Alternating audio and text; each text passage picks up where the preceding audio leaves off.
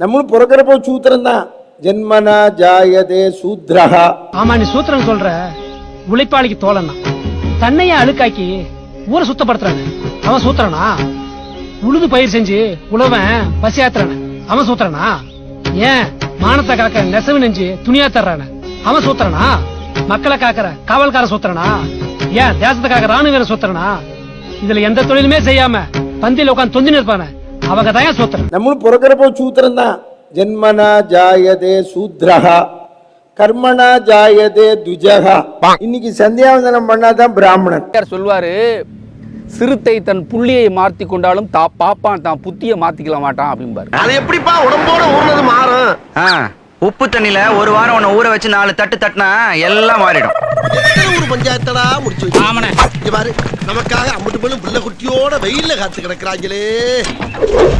திடீர்னு current cut ஆகட்டும், அட ராமாம்பா. அது ஏன்டா மூஞ்சில 300 நம்பியார காட்டுற, பேக்ல போடா அப்படின்னு மகாபலி சொல்றான். குடும்ப கட்சி. எனக்கு சிரிப்பா வருது. வரும்போதே ஒரு சட்டைய கிட்டைய போட்டுட்டு வர வேண்டியதுதானே. ஓய் ஓய் மாமோய். ஏமா உனக்கு அறிவு இல்ல? நீ ஏன் சொல்லக்கூடாது? நான் அப்பவே சொன்னேங்க, அவர் தான் கேட்கல. ஏய் அங்க என்ன சும்மா பேசிக்கிட்டு மேலே தூக்குறீரு கீழே இறங்குது, மேலே தூக்குறீரு கீழே இறங்குது. ஏன்டா அறிவு கேட்டவனே? அறிவு இருக்கா உனக்கு? மடப்பல முட்டாப்பல சோத்த திங்கிறியா? சோத்த விட்டு லட்டிய திங்கிறியா? சோத்த தான் திங்கிறேன். ஏப்பா அடிக்கிற? அடிக்காம என்ன பண்றது?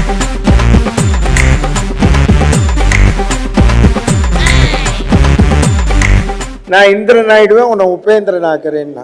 இந்திரனாகிறதும் குபேந்திரனாகிறதும் இருக்கட்டும், முதல்ல பட்டாப்பட்டிக்கு மாறணும். அடிக்கடி கால தூக்குறேன். ஏய் இதெல்லாம் ஸ்டைல் மச்சான். ஓ கங்கம் ஸ்டைல் மாதிரி உந்து பங்கம் ஸ்டைலா? வா பங்கம். நிறைய பொம்நாட்டிகள் எல்லாம் கீழே இருப்பாள். நீர் உணர்ச்சி வசத்தை அடக்கும். கட்றா. எது இதுயா? இந்த கட்டுக்கு உனக்கு 4 இன்ச் இருந்தா போதாது. என்னாக சாப்பிட்டாங்கறல்ல. இனிமே உன்னை இந்த பக்கம் பார்த்தேன்.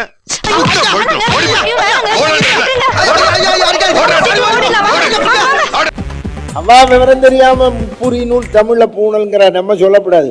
பிராமணா பிறந்தவன் யஜ்யோபவீதம். ஒரு கர்மாந்தரம் புரியல. இந்த கொரோனா பிராமண ஆச்சாரம் தான் உலகம் பூரா கடைபிடிக்கிறான். கைய குலுக்காதே, ஆத்துக்குள்ள வந்தா குழி, 3 வேளை குழி, வெட்டி நின்னு, இவ்வளவு நம்ம ஆத்துல சொல்லி கொடுத்தா. எதோட கனெக்ஷன் கொடுக்கறான் பாத்தியா? அப்ப கொரோனா வந்துருச்சு. மருந்தே இல்லாம இருந்துச்சு, தடுப்பூசி இல்லாம இருந்துச்சு. தட்டடிச்சோம், கேட்ல அடிச்சோம், அந்த மாதிரி மணி ஆட்டணும். அதெல்லாம் நம்மகிட்ட இருந்தது. அந்த மருந்து நம்மகிட்ட இருந்துச்சு. இதுக்கு தான் ஊருக்குள்ள ஒரு ஆளினார் அழகராஜா தேவைங்கிறது. ஆறையும் தொடப்படாது.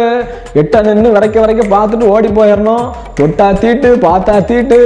அம்மாள் வீட்டு வாசல்ல உட்கார்ந்தா தண்ணிய ஊத்தி விட்டுருவாள். அவெல்லாம் கருப்பு, நம்ம எல்லாம் வெளுப்பு. இதுல தெரியல ஓய் யாரு ஒத்துதின்னு. நோகாத நிழல்ல உட்காந்து வேர்வை சிந்தாதனால வந்ததான் சிவப்பு தோல். வேகாத வெயில் மழைன்னு பார்க்காம நெத்தி வேர்வை நிறத்துல சிந்தி குளிச்சதால தான் அவனுக்கு கருப்பு தோல்.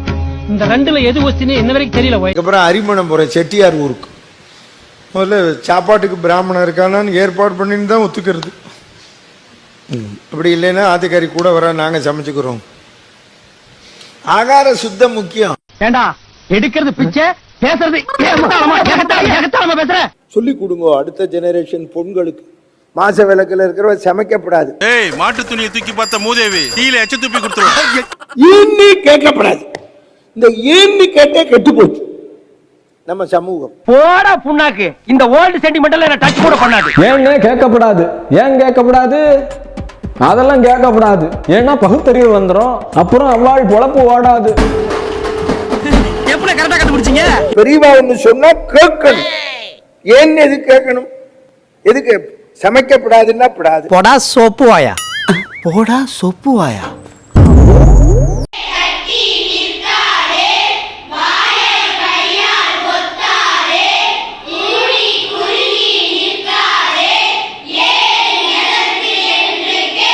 லோகம் கெட்டெடுத்து முன்னோர்கள் முட்டாள்களா அறிவாளிகளா? முன்னோர்கள் முட்டாள் இல்லை, அது உறுதியா நம்புறேன். சூப்பர். ஆனா முன்னோர்ல முட்டாளாக்குறது இந்த ஜெனரேஷன் தான். நான் பிரில்லியண்டா இருக்கேன்னு எங்க அப்பா சொல்றாரு. சரி, நான் என்ன விட என் குழந்தை பிரில்லியண்டா இருக்குன்னு சொல்றேன். சரி, கரெக்டா? ஆமா. இப்ப என் குழந்தை இருக்கு, உங்க குழந்தை இருக்குன்னு வச்சுக்கோங்க உதாரணத்துக்கு. நம்ம குழந்தை நம்மளோட புத்திசாலியா இருக்குன்னு நினைப்பீங்களா, நம்மளோட மக்கா இருக்குன்னு நினைப்பீங்களா? புத்திசாலியா இருக்கணும் கண்டிப்பா எல்லாருமே. இப்ப நம்ம முன்னோர்கள் நம்ம புத்திசாலியா இருக்குன்னு நினைப்போமா, நம்ம மக்கா இருக்குன்னு நினைப்பாங்களா? நல்லா இருக்குன்னு நினைப்பாங்க. நம்ம நல்லா இருக்குன்னு நினைப்பாங்க. அப்ப நமக்கு முன்னோர்கள் தான் புத்திசாலின்னு சொன்னா அவங்க என்ன நினைப்பாங்க? ஓகே, ரைட், வித்தியாசமா இருக்குது. உண்மை முன்னோர்கள் வந்து முட்டாள் இல்லை, அவங்க புத்திசாலி தான்.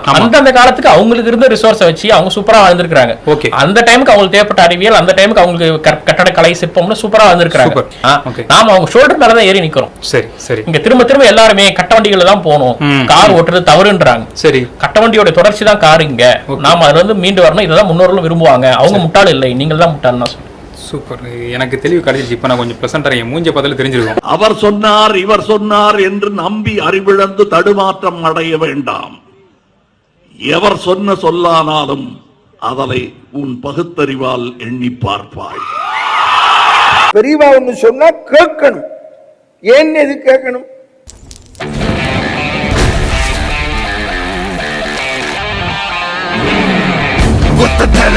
ராவணா ஒத்தையில நிக்கிற வேங்கடா.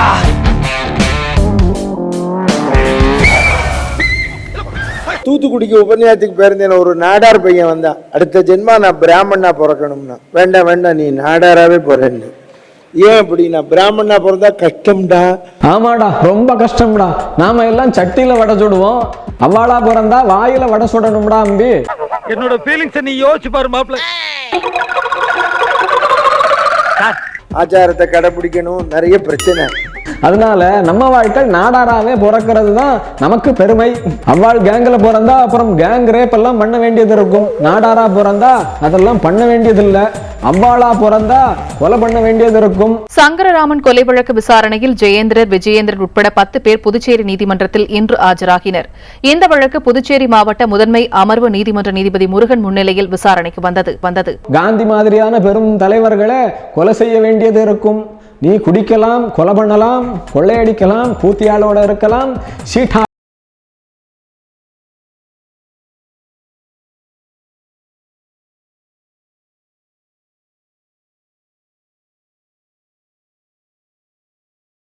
தான் நாம என்ன பண்ணுவோம்? ஆடு மாடை அடிச்சு தலைகீழ தொங்க விடுவோம். ஆனா அவ்வாள் அப்படியெல்லாம் கிடையாது, மனுஷால தான் அடிச்சு தொங்க விடுவாப்புல. அவ்வாளே சொல்றாளே, ரோட்ல ஒரு நாடார் பையன், நாடார் குலத்தை சேர்ந்த ஒரு பையன் உள்ள நுழைஞ்சிட்டான்னு சொல்லி எங்க தாத்தா வீட்டுல வெட்டியானோ தலையாரில வீட்டுல கால் பிடிச்சு விட்டுருப்பாங்க தாத்தாவுக்கு. எங்க அம்மா சின்ன குழந்தை சொல்லுவாங்க, அந்த பையனை தலையில கட்டி தொங்க விட்டு அடிச்சிருக்காரு எங்க தாத்தா. நீ நாடாராவே இரு. இல்ல சாமி, நாங்க பாவம் பண்றோமே. நீ பாவம் பண்ணலான்னு உனக்கு அருகதை இருக்கு. நீ குடிக்கலாம், கொள்ளையடிக்கலாம், கூத்தியாளோட இருக்கலாம், சீட்டாடலாம். இப்ப இதெல்லாம் பாவம் இல்லையா? பாவம் தான். பிரம்மனோட நெத்தியில பிறந்தவ பிராமணன், மார்புல பிறந்தவ சத்திரிய, தொடையில பிறந்த வைஷ்ணவன், உழைக்க வர்க்க மட்டும் உள்ளங்கால பிறந்தவன் சொல்றவங்களோட தத்துவத்தை தெரிச்சு காட்டண்டா. நாடார் சமூகத்துல பிறந்தவங்க அப்படின்னாக்கா அவங்க மட்டும் தான் இந்த வேலைகள்லாம் பண்ணுவாங்க அப்படின்னு சொல்றப்ப இப்ப நாடார் மட்டும் தான் பண்றாங்களா? இது பிராமண சார் பண்றது இல்லையா? எங்க ஐயர்லாம் யாரு இப்படி பண்றா? சும்மா ஏதாவது என்னது? இந்தியாவின் முதல் ஊழல் குற்றவாளி யாரு? குற்றம் சாட்டப்பட்டவரு நம்ம டிடி கிருஷ்ணமாச்சாரி. வரலாறு மிக முக்கியம் அமைச்சரே. காந்திய கொலை பண்ணது யாரு? கோட்சே. கோட்சே கோட்சே ஐயர்ப்பா. பில்கிஸ் பவன் வழக்குல ரிலீஸ் ஆனாங்களா அவங்களா யாரு? ஐயர். தேவநாதன் யாரு? கோயில் கருவில நின்னு மேட்டர் பண்ணானே பொம்பளை வச்சு. ஆமா, அவன் யாரு? ஐயர். வேற யாரு? கேடி ராகவன் யாரு? ஆமா, கேடி ராகவன் யாரு? ஐயர். ஜெயலலிதா யாரு?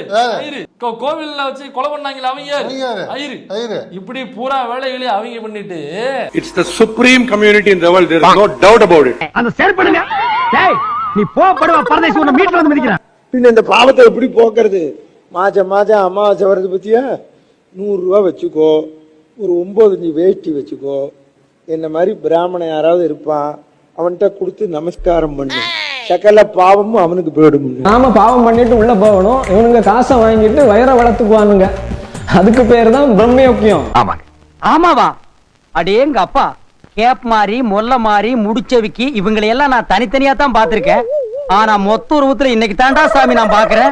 உடனே அவன் கேட்டான், சாமி அப்புறம் அந்த பாவத்தை நீ எப்படி போக்கிப்பேன்னா, அதை பத்தி நீ கவலைப்படாத. இல்ல சாமி நான் தெரிஞ்சுக்கிறேன்னா, இல்ல நாங்க பிரம்ம யஜ்யம்னு ஒண்ணு பண்றோம், அது பண்ணியாச்சுன்னா எங்களுக்கு சகல பாவம் போயிடும்னு. எப்படி எப்படின்னா என்கிட்ட ஜோசியம் கேட்கறதுக்கு நம்ம ஜனாதிபதியில இருந்து ஜார்ஜ் புஷ் வரைக்கும் வெயிட் பண்ணி தான் ஆகணும். உடனே அவன் சொன்னா அந்த பிரம்ம யஜ்யத்தை நாங்க பண்ணலாமான்னா, நீ பண்ணப்படாது, நீ பாவம் தான் பண்ணணும். உனக்கு இந்த சூத்திரம் தெரியும்னாக்கா எனக்கு சொல்லிக் கொடுக்க வேண்டியது இந்த கலெக்டர் நாய அப்படின்னு யாராவது கேட்கற கூடாதே அப்படிங்கிறதுக்காக நாம சொல்றோம். ஐயா இது நீங்க சொல்லி கொடுத்துருக்கலாம்ல. யார் கற்க வேண்டும் வேதத்தை? யார்? எல்லாருக்கும் ஆசையா இருக்கு வேதம் சொல்லிக்கணும் எல்லாருக்கும் ஆசையா இருக்கு. யார் வேதத்தை கற்கலாம் அப்படின்னா பிராமண குழந்தை தான் கத்துக்கலாம். பிராமண குடும்பத்துல பிறந்த பையன் தான் கத்துக்கலாம். நன்னா அவ அப்பாவும் பிராமணா அவ அம்மாவும் பிராமணா அப்படிங்கிற ஒரு சம்பந்தம் ஏற்பட்ட குழந்தை தான் பிறக்கலாம்.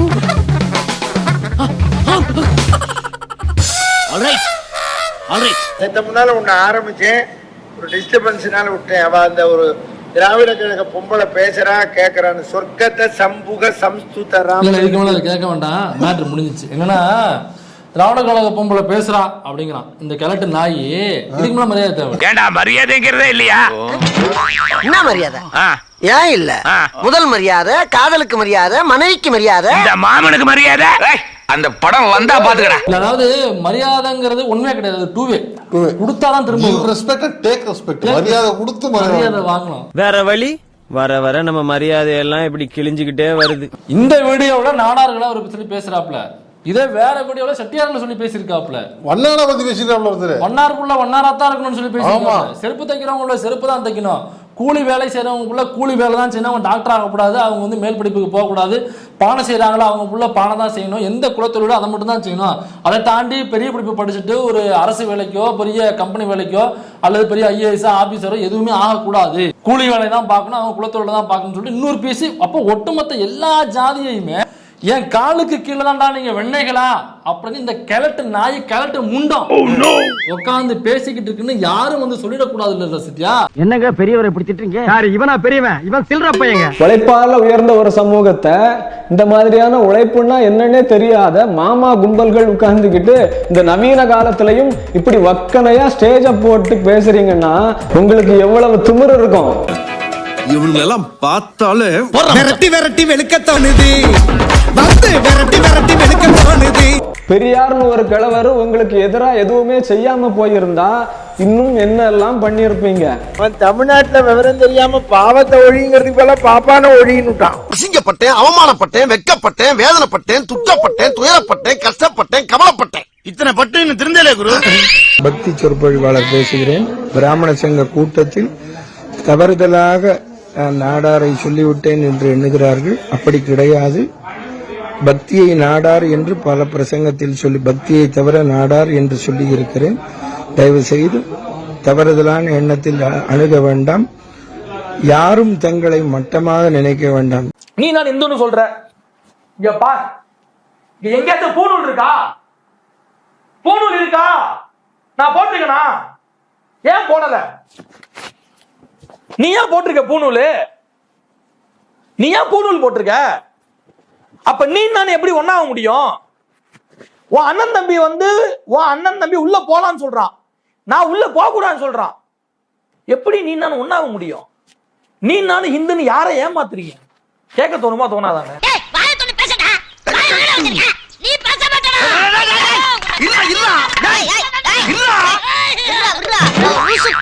பிராமணன் 3 வேளை சந்தியாவதனம் செய்தால்தான் பிராமணன் என்று கூறியிருக்கிறேன். அதனால் சனாதன தர்மத்தில் சொல்லுகிறது, தவறு செய்தவன் பாவம் செய்தவன் உண்மையாக சந்தியாவதனம் செய்கின்ற பிராமணனுக்கு தட்சணை கொடுத்தால் சகல பாவமும் போய்விடும் என்று சொல்லி இருக்கிறேன். அதனால எந்த ஜாதியையும் மட்டமாக அடியன் பேசவில்லை என்பதை தெரிவித்துக் கொள்கிறேன். அப்படி உங்கள் மனம் புண்பட்டிருந்தால் மன்னித்துக் கொள்ளும்படியா கேட்டுக்கொள்கிறேன். நீ என்ன துரோகம் பண்ணாலும் அவனை மன்னிச்சுப்பான். ஆனா இந்த பாவத்தை எப்படி போக்குறது? மாசம் அமாவாசை வருது பத்தியா, 100 ரூபாய் வச்சுக்கோ, ஒரு 9 வேஷ்டி வச்சுக்கோ. என்ன மாதிரி பிராமணன் யாராவது இருப்பான், அவன்கிட்ட கொடுத்து நமஸ்காரம் பண்ணு, சகல பாவமும் அவனுக்கு போயிடும். உட்டியாடா ஒரு பீலா, அத மட்டும் என்னால மன்னிக்கவே முடியாதுடா. இப்போ உனக்கு சீரியஸ் டைம்டா. ஸ்டார்ட் பண்ணு.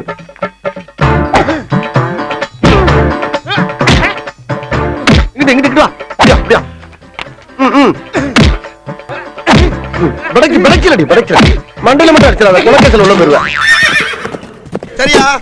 உங்க வீட்டு பிள்ளையா நினைச்சு எல்லாரும் என்னை மன்னிச்சிருக்க.